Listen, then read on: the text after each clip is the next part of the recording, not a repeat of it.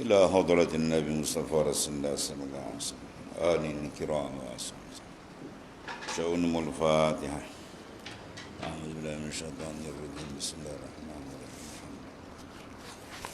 إياك نعبد وإياك نستعين اهدنا الصراط المستقيم صراط الذين أنعمت عليهم غير المغضوب عليهم ولا الضالين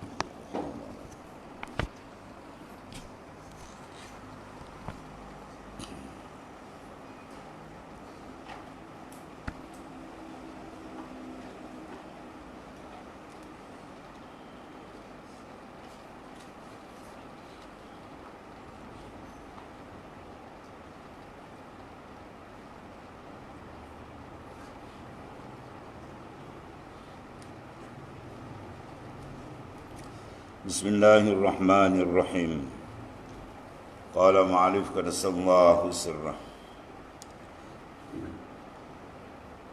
Dan kata Ahmad ibn Abil Hawari situ. Betul.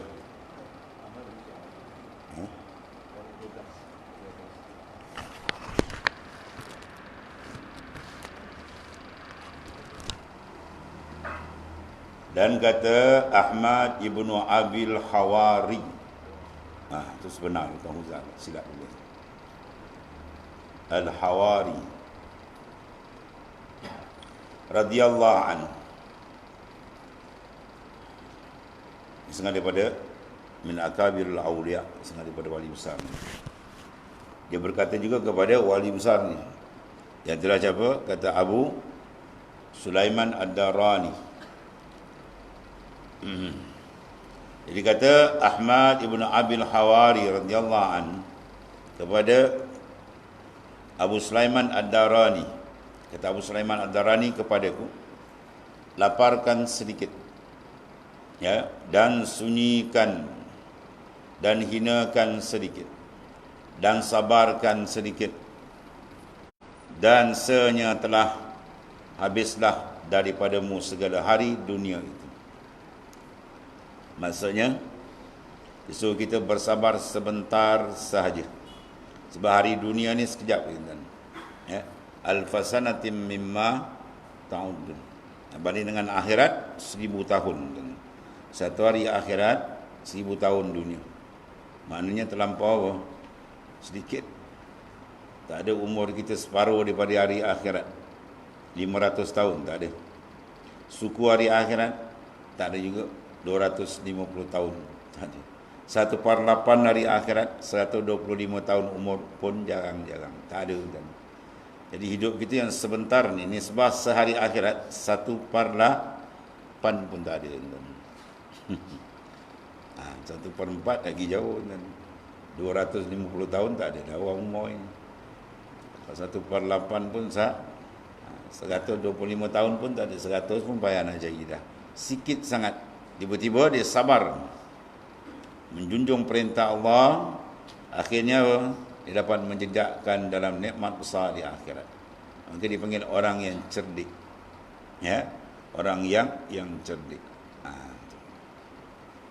Al-Qayyis mandana nafsah wa amila lima ba'dal maut. Al-Qayyis mana orang yang pintar, orang yang cerdik jawab dia, ila mandana nafsa ay man hasabah, mereka yang muhasabah akan nafsu dia sentiasa dia berhati-hati, sentiasa memerhatikan kedudukan dia dengan Allah Subhanahu wa taala, ya.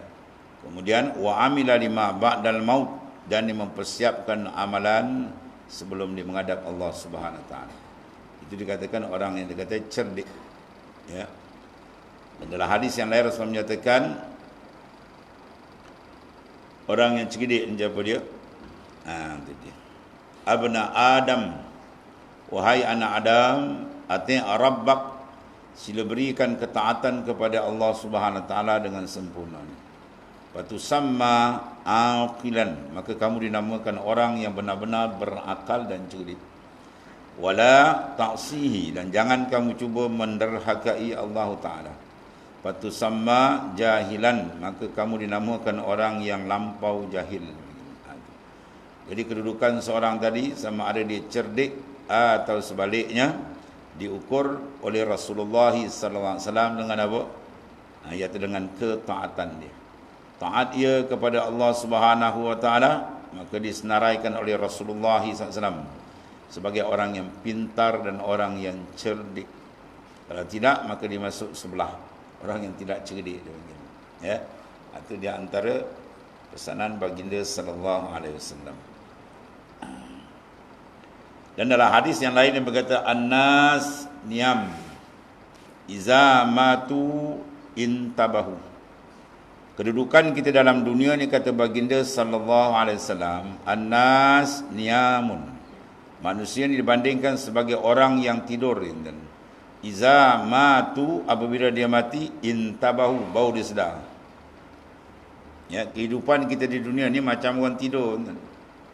Apa dapat dalam tidur sementara, dia mimpilah dia jadi orang kaya ke, dia jadi orang apa hebat ke, dia buka je mata dah habis cerita. Ataupun sebaliknya, dia diuji dengan kesusahan dalam mimpi tu. Bila dia sadar je, alhamdulillah, mujur mimpi tu. Maknanya apa? Kehidupan yang terlampau singkat di dunia ni.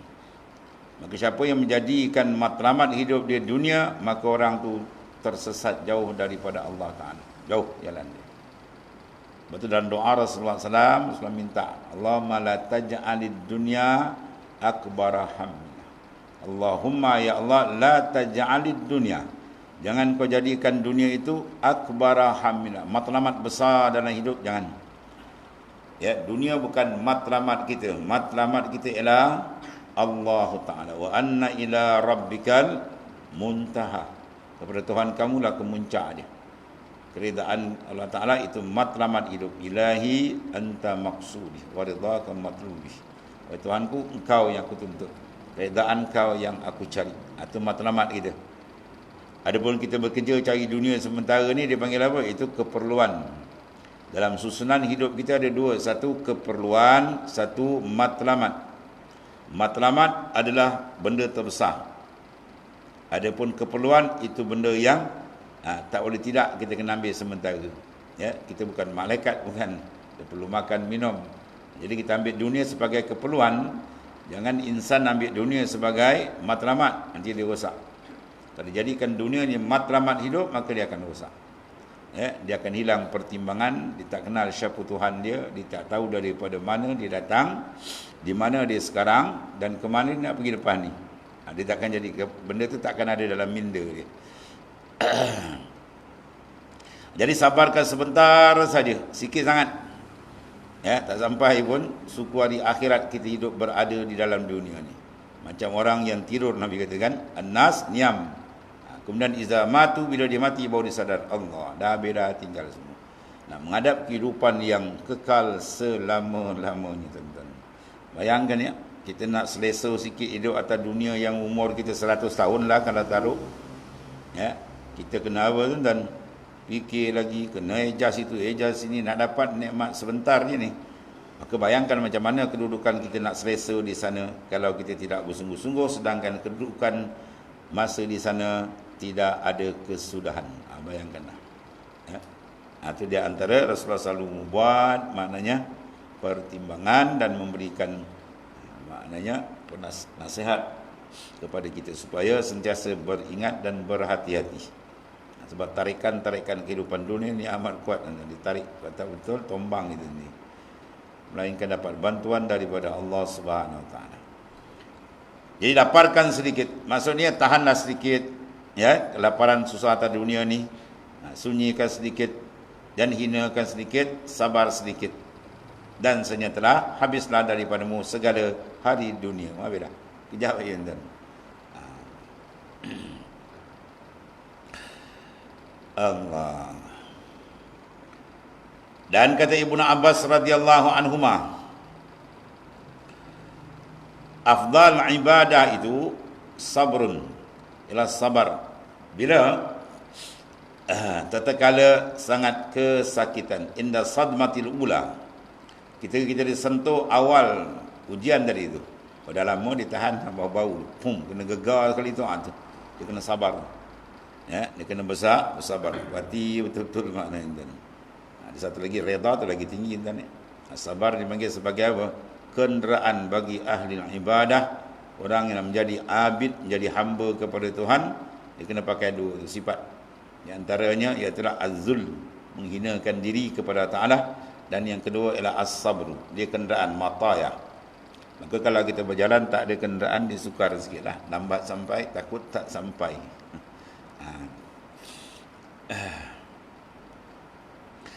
Dan kata Ibnu Abbas radhiyallahu anhu, afdal ibadat itu sabrun, sabar. Wa ja'alna minhum a'immatan yad'una ila. Bila tu Tuhan jadikan lamma sabar, wa ja'alna minhu a'immatan, atau jadikan di kalangan a'immah, pemimpin, orang yang boleh memimpin orang. Bila tu lamma, ketika dia sabaru, dia sabar. Kalau tak sabar, baik kita macam-macam ujian. Sebab kita lagi kuat kita beribadat, lagi kuat kita taati perintah Allah, lagi kuat Tuhan uji. Man kana fi dinihi sulba ishtadda bala'u. Siapa yang kuat berpegang dengan agama Allah, lagi kuat Tuhan akan uji dia. Sebab Tuhan nak angkat martabat dia, ya, setinggi-tingginya. Dan Tuhan nak menentukan siapakah yang jujur dalam melaksanakan perintah dia, ditapis dengan ujian zahir, ujian batin. Seperti yang dikatakan setengah mereka itu, apabila mengenai akan dikau musibah, maka hendaklah engkau sabarkan baginya. Dan sebenar-benar musibah itu musibah orang yang dicuba tiada sabar. Dia dicuba dengan musibah zahir, dari segi ujian harta benda dia, atau ujian pada tubuh jasad dia. Tiba-tiba dia tidak reda, dia tidak sabar dengan ujian itu, ya. Maka itu lebih besar ujian daripada yang zahir itu. Maknanya bala lebih besar ialah bala apabila dia tidak, maknanya sabar atau reda dengan ujian yang Tuhan letakkan atas dia tadi.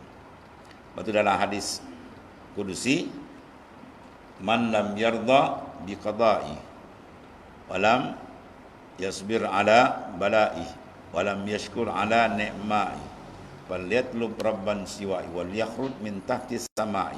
Allah, para orang dia baca hadis sampai pingsan. Man lam yarda bi qada'i, dan siapa yang tidak reda dengan qada'ku, keputusan daripada Ta'ala, sama ada hukum syariat dia ataupun jarayaul qada', berlakunya berbagai-bagai atas batang tubuh kita, ya, sihat, sakit, senang, susah, macam-macam.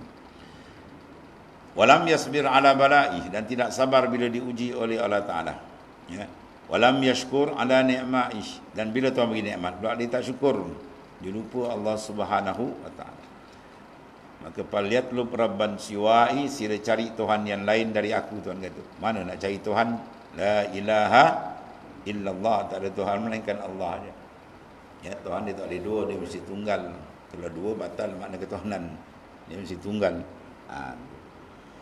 Wal yakhrud min tahti sama'i, dan sila keluar daripada muka bumi ku. Oh, gerun kita tuan-tuan ni. Rata-rata pula pergi keluar. Kalau bahasa halus sikit orang Melayu panggil ngambus. Kalau aku tak nak tengok muka kau lagi kan. Anak kita ni dah menconteng arang di muka ibu bapa dia. Ya, akhir bapa dia kata, "Keluar. Aku tak nak tengok muka kau lagi. Kau jangan pijak lagi apa? Tangga rumah ni, bukan rumah, tangga pun jangan pijak." Atau peringkat apa tu? Tu dah buat limit tu. Allah Ta'ala dah marah sangat. Ya, kalau ibu bapa dah marah sangat macam itulah. Kan? Apa tak dibuat ni, mencuri, merompak, macam dada, ya dada macam-macam. Bapak dia kata, aku tak nak tengok muka kau lagi dah. Tu mana, ya. Maka Allah Ta'ala begitulah. Kalau diuji sikit, tak sabar. Beri nikmat pula, tak kita nak syukur. Ya. Segala kita dapat Tuhan, dia tak mau terima. Atau orang kata, keluarlah.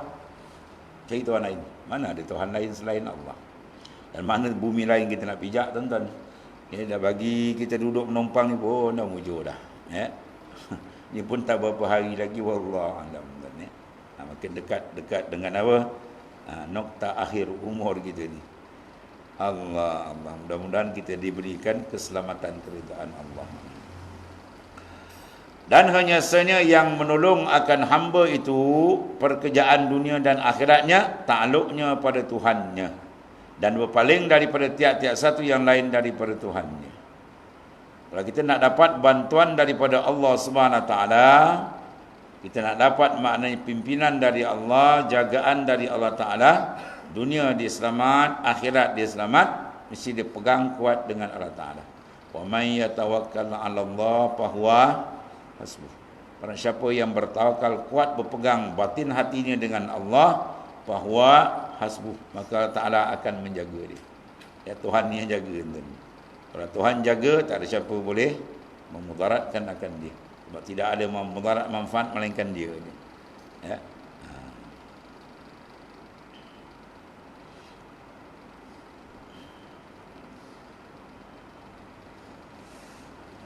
Allah.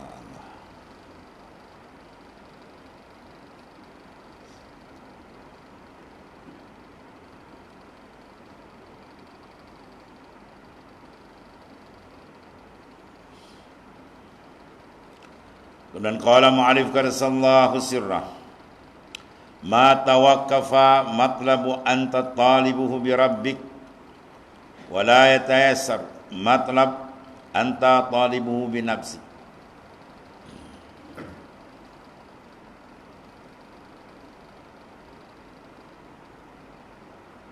Tidak terhenti yang dituntut engkau menuntut ia dengan Tuhanmu, kerana ia kaya lagi mulia yang kuasa tiada lemah dan tiada berkendak kepada sebab atau kepada yang menolong, dan tiada mudah yang dituntut engkau menuntut dengan dirimu, kerana dirimu itu lemah lagi hina, fakir lagi hakir pada yang diperoleh akan dia amal dalamnya anugerah daripada yang lain.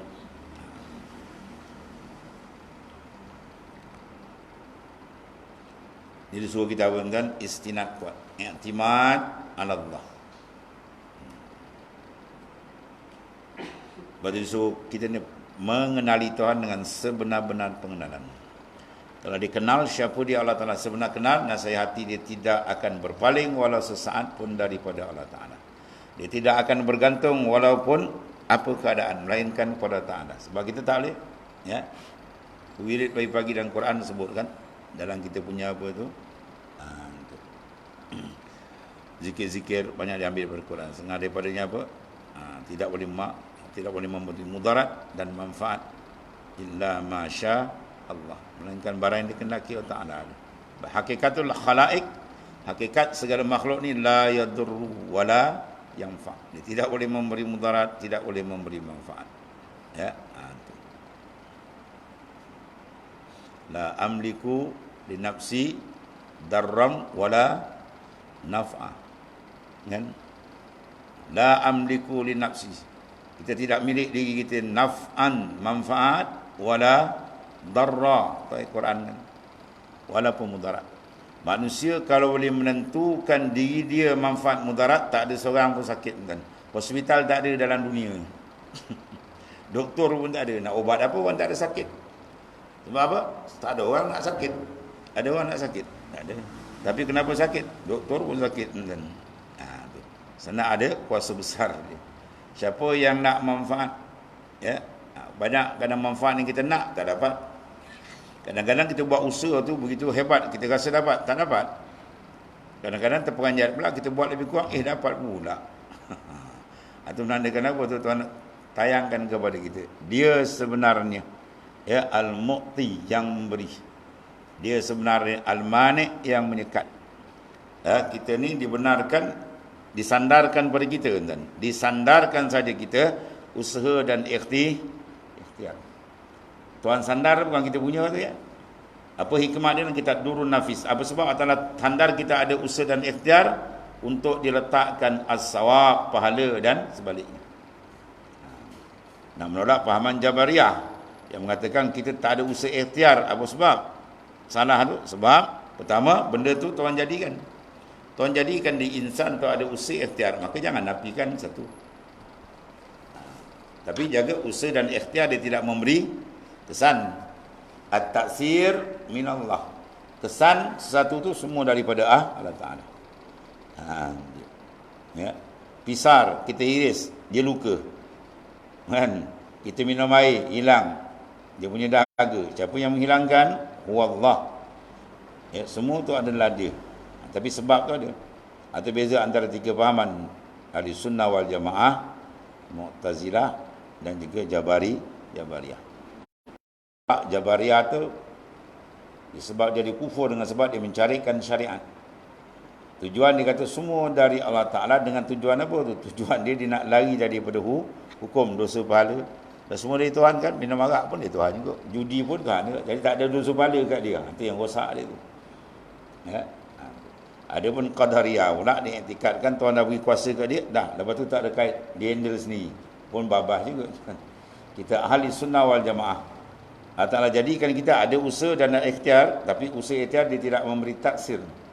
Tak boleh memberi kesan dalam menentu. Kalau memberi kesan dalam menentu, bermakna standard kita dengan Tuhan sudah sama. Kita dengan Tuhan dah sama taraf. Ya. Sebab tu apa yang Tuhan kendak dia berlaku. Masya Allah kan, wa ma lam yasha' lam yakun. Apa dikehendaki Allah itu saja yang berlaku. Dan apa yang tidak dikehendaki, dia tidak akan berlaku. Habis. Jadi sini dia kata ma tawaqqafa matlub, tidak terhenti matlab ataupun matlab mana tuntutan kita tuntut, anta talibuhu bi rabbik. Bila kita tuntut tu bersandar kepada Allah, memohon kepada Allah Taala, bergantung pada dia, insya-Allah Tuhan bantu. Itu maksudnya. Wala yatayassar, dan tidak akan jadi mudah matlab tuntutan anta talibuhu bi nafsi. Bila kita tuntut dengan diri kita. Ya, kita terlupa bersandar kepada Allah Subhanahu Wa Taala. Kita terlupa minta pertolongan daripada Allah Taala. Akhirnya apa kan? Dia takkan berjaya. Sama ada tak berjaya itu peringkat zahir ataupun batin dia. Kadang-kadang zahir nampak berjaya, tapi sebenarnya tak berjaya tu. Sebab kita punya kejayaan diukur misi lepas dua sekali. Ya, zahir dan batin. Dunia dan akhirat. Kalau dunia dia nampak macam lepas, sana sangkut, itu tak, dia tak panggil berjaya kan. Sebab sini yang bahaya kita istidraj, bentuk istidraj. Ya. Dia beri nampak macam jaya, rupanya kita makin jauh dengan Allah Taala. Kejayaan sebenar bila nikmat kita dapat dan kita makin hampir dengan Allah Taala. Itu maksudnya. Kalau diberi kita jauh, itu bahaya besar. Bahkan itu yang sangat ditakuti. Dan tiada terhenti yang dituntut engkau menuntut dia dengan Tuhanmu, kerana ia kaya. Allah Ta'ala ni sifat ketuhanan dia apa? Ghaniyun. Dia maha kaya. Antumul fuqara, kita semua fakir. Semua adalah berhajat kepada Allah Ta'ala. Semua bergantung dan terikat dengan Allah Subhanahu Wa Ta'ala. Tidak ada satu benda pun yang boleh terlepas daripada dia. Sama ada ia nampak sebab ia diberikan ilmu, iman, atau dia tidak nampak sebagaimana orang-orang kafir yang tak beriman, atau iman dia diangkat lebih tinggi, sentiasa kekal musyahadah ke Tuhan. Itu banyak pembahagian dia lah. Lagi mulia dan kuasa, tiada lemah. Itu semua sifat-sifat Allah Ta'ala yang maha hebat. Dan tiada berkendak kepada sebab. Ya, Allah Ta'ala menentukan kun fayakun. Kata jadi dan tak ada apa-apa. Dah hal. Dia nak jadikan apa pun dia boleh jadi. Fa'alul lima yurid. Dia boleh buat apa dia nak. Itulah makna kehebatan Allah SWT yang maha agung. Atau kepada menolong, dia tak ada minta tolong. Sebab apa? Sebab dia sudah kaya, mencukupi. Kaya itu makna apa? Tidak berhajat. Bukan kaya dengan makna banyak, ya. Kaya dengan banyak wang, banyak harta itu miskin lagi. Dia masih berhajat kepada Allah Ta'ala. Kaya sebenarnya dia tidak berhajat, ya. Dia tidak berhajat kepada sesiapa pun.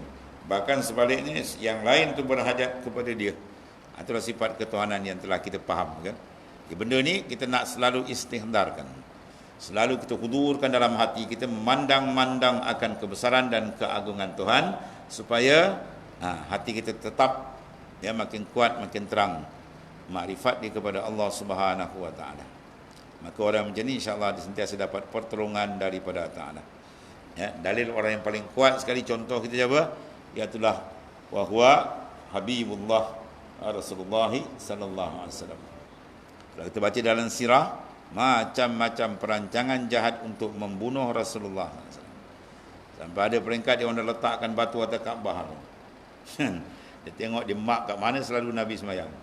Bila Nabi semayang, dia pun tolakkan batu itu. Melayang batu terjatuh tepat atas kepala Rasulullah SAW. Tiba sekerat aja pun kan, dinding Kaabah tu keluar. Pum, tahan.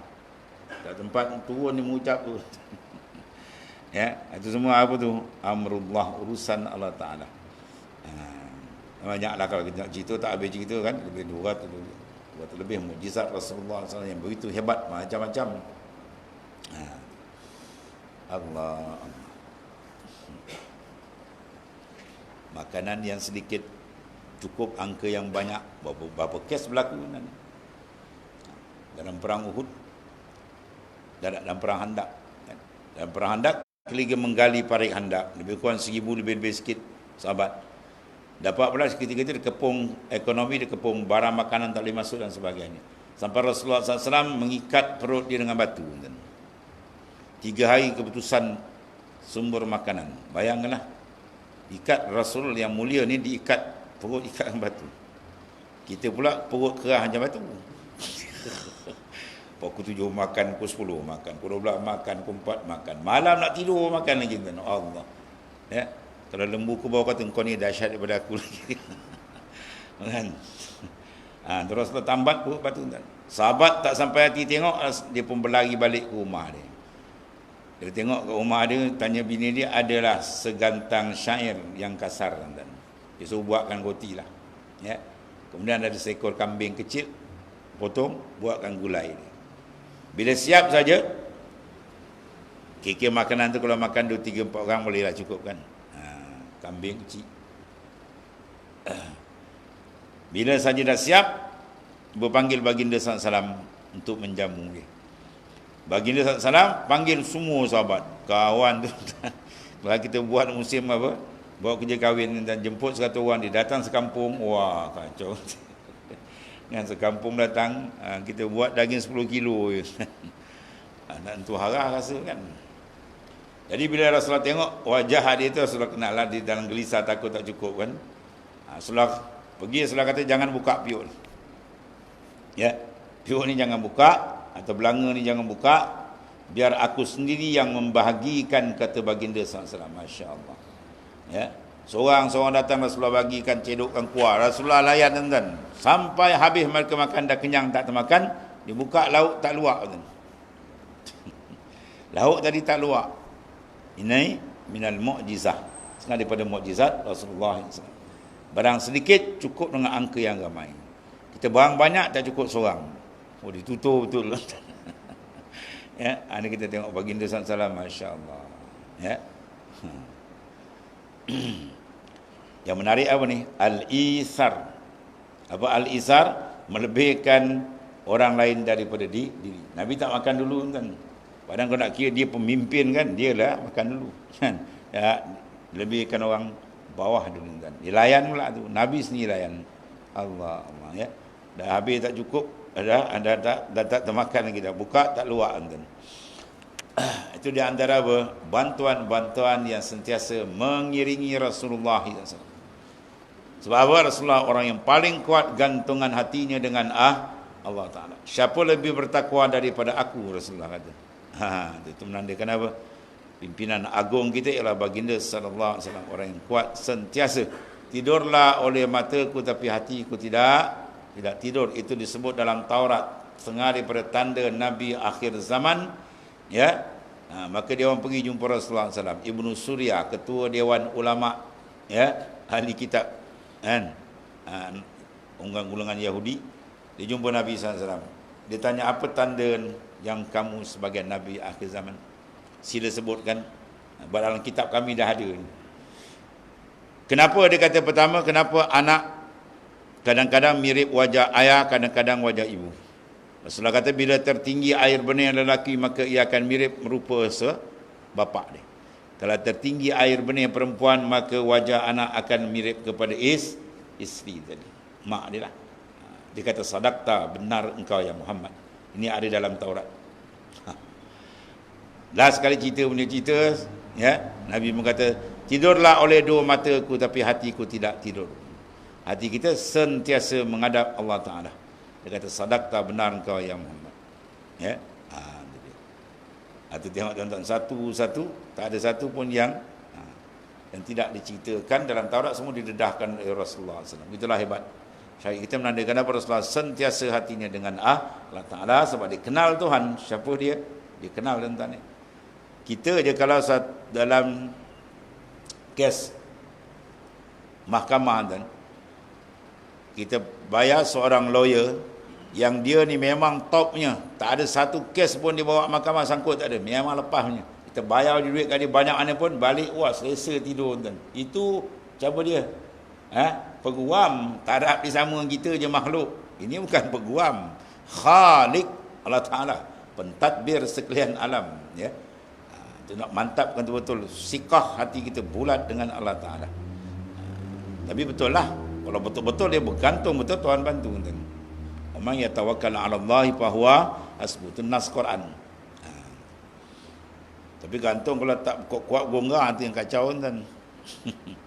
Kita kalau minta rekomen daripada pegawai tinggi, kita minta dia tak sungguh. Tuan agak-agak tuan boleh tolong saya tak? Dia pun kata rasa-rasa tak boleh. Kan? Sebab kita sendiri pun tak berapa kuat. Kalau kita rayu betul, tuan tolonglah. Ya, tolonglah sangat tuan gini-gini. Insya-Allah dia tolong, kan? Itu gaya kita tu. Sikah ke dia atau tidak? Itu maknanya. Ini bukan makhluk, ini Allah lebih besar. Ya, Malikul Muluk, raja segala raja yang mentadbir seluruh makhluk kejadian tadi. Masya-Allah.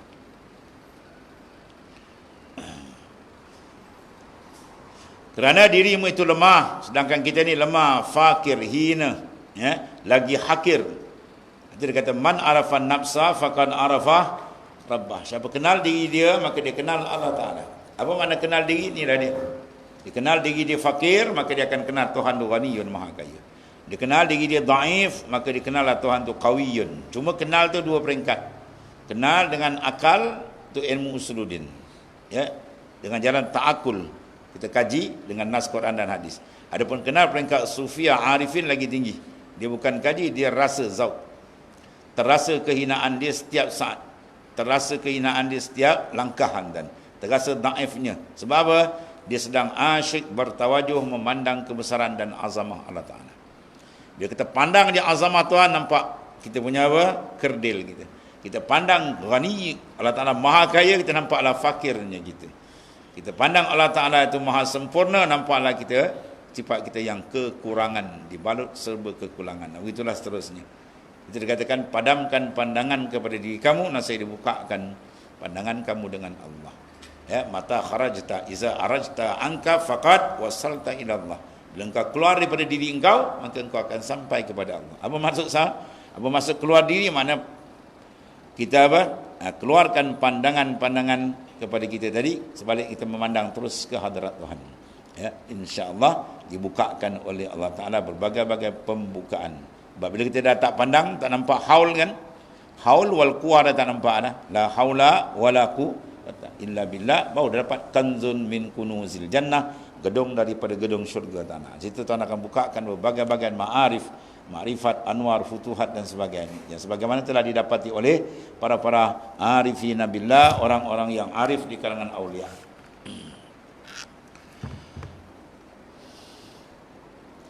Maka bahawasanya hamba itu apabila ada tuntutnya pada Tuhannya, dia meminta semua bergantung Allah Ta'ala. Ada hajat semua minta. Kalau kita buka dalam Sahih Muslim tuan-tuan, kita dalam bab wudu ya, ada satu hadis Rasulullah SAW menceritakan ketika baginda SAW pergi, ya, kalau kita cari kat dapur kan nak minum air pagi kan, ya, tengok tak ada bekalan makanan. Tanya Syekh Aisyah, tak ada hari ni Rasulullah. Rasulullah buat apa? Dan ambil wudu. Ya, Rasulullah pergi ambil wudu, Rasulullah semayang 2 rakaat mohon kepada Ta'ala. Kemudian barulah keluar mencari rezeki. Kalau sakit pun gitu. Ada sakit, ambil semayang 2 rakaat, hajat minta kepada Allah Ta'ala. Dan lepas tu barulah usaha ikhtiar. Kita tak sakit, nampak doktor dulu. Bila sakit, nampak doktor dulu. Dah puas berubat tak baik dalam negeri, pergi luar negara pula. Kan, dah tak baik juga, bawa balik kampung minta baca Yasin. Kita pun baca Yasin minta dipadam je. Orang ni biadab dengan Allah Ta'ala. Biadab dia panggil. Dia kena sakit terus nampak Allah Ta'ala dulu. Ya, Asy-Syafi huwa Allah, yang membaikkan ialah Allah. Minta dengan dia, lepas tu pergilah usaha. Usaha dia suruh, tapi jangan kita pusing buat lain. Tuhan pergi belakang dulu. Dah tak ada jam nampak baru nak balik. Suruh baca Yasin. Tak nampak baca Yasin dah qalu innalillah tu. Itulah hajat. Rasulullah semayang 2 rakaat dulu. Kemudian baru Rasulullah keluar. cari rezeki. Itu kaedah begitu. Itu kaedah susunan dia. Kita mentakdim, mendahulukan dia dulu. Ya. Kita kalau dalam keluarga pun gitu, tuan-tuan ya. Anak kan, dia nak buat satu tindakan apa-apa kerja buat dia membelakangkan bapak dia. Tak ada bincang, tak ada apa. Kan? Tiba-tiba sangkut, bapak dia kata padan muka kau. Kau ingat pada pandai now kata, itu antara bapak dengan anak. Ni bukan bapak dengan anak, ni antara makhluk dengan khalik. Lagi dahsyat tuan-tuan. Sebab tu dia suruh kita apa? Iltijak, sentiasa bergantung, mohon pertolongan. Kalau mursyid, anak punya mursyid, tuan guru tadi, abang mursyid, dia kalau suruh pergi dekat-dekat pun dia minta. Dia suruh dia ajar kita. Kau nak keluar rumah dekat ke mana, merayu dengan dia, report dengan dia dulu. Ya Allah, tu. Kami nak pergi tempat-tempat sekian. Mintalah keselamatan pergi dan balik. Macam tu. Nampak macam ringan tuan-tuan tapi besar benda tu. Bila kita mohon pertolongan bermakna kita tak nampak diri kita. Segala-galanya lah daripada dia. Beradab dengan dia. Barulah dikasihi oleh Ta'ala. Dan bila dikasihi oleh Ta'ala, dia akan sentiasa dibantu. Bahawa Rasulullah SAW sampai dicap dia khatamun nubuwah kan, tawajjah haisu ma syi'ta, tawajjah haisu syi'ta fa innaka mansur. Tawajjah haisu syi'ta, berhadaplah ke mana kamu nak berhadap wahai Muhammad SAW. Fa innaka mansur, engkau sentiasa dibantu, ditolong oleh Allah Ta'ala. Bacalah, nak keluar pun bacalah, boleh baca tu kan. Tujuan apa? Mengingatkan kita supaya kita mengikut akhlak Rasulullah SAW. Gantungan dia sentiasa dengan Allah. Dan satu lagi ni.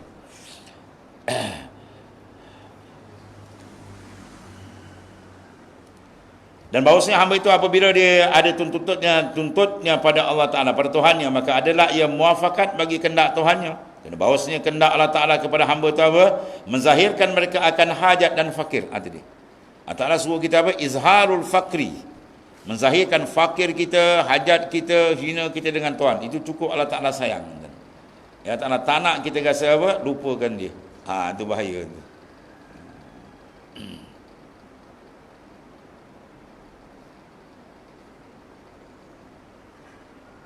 Dan inilah kediaman ubudiyah. Ubudiyah kehambaan tu, sini tempat duduk dia. Ya, terlebih utama daripada kediaman ubudiyah itu adalah yang terlebih tinggi makam, kerana bahawasanya dituntut Allah Ta'ala daripada segala hambanya, seperti firman yang maha tinggi, wa ma khalaqtul jinna wal ins illa liya'buduni. Tidak aku jadikan jin dan manusia melainkan kerana ibadat mereka akan daku. Apa makna ubudiyah? Maka kita apa tuan-tuan? Tunduk dan patuh, mengizharkan kita punya kehambaan, ya. Uhibbu an u'rifa fa khalaqal khalq. Aku kasih bahawa aku dikenal, maka aku jadikan makhluk. Jadi Allah jadikan makhluk untuk mengenali dia. Ya, makna menyembah dia, makna mengenali dan terus tunduk patuh kepadanya. Maka golongan ini orang yang sentiasa mendapat bantuan daripada Allah Subhanahu Wa Taala. Sebab pentingnya kita banyak zikrullah, banyak mengingati Allah Ta'ala supaya lebih kuat ya kemantapan iman kita dan makrifat kita dengan Allah Ta'ala.